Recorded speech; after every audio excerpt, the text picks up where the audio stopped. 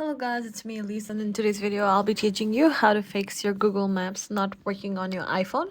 So I have 3 ways to show you, so without any further ado, let's get started. The first is you want to drag down your notification bar and turn on airplane mode from here, since this will reset your network. If your Wi-Fi is not connected, then if you turn it off, then it'll be connected to a Wi-Fi or a cellular data.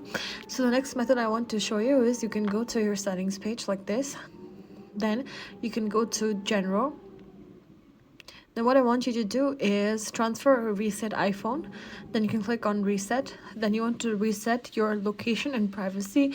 Resetting your location and privacy will ensure that your location is resetted and your Google Maps starts working again, even if there was a problem regarding it. Do not reset all the settings since you do not want to lose all your data, but only the location and privacy one.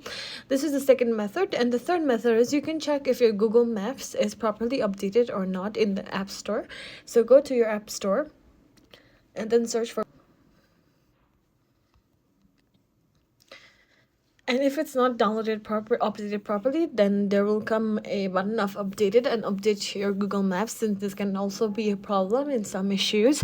So do these 3 steps and your Google Maps should be working properly fine. And if it's not, then I suggest you to uninstall it and install your application once again. I hope this video was helpful. Thank you for watching it. If you have any suggestions or comments, please leave it on the drop box below. I'll see you in the next one. It's me, Elise, signing off.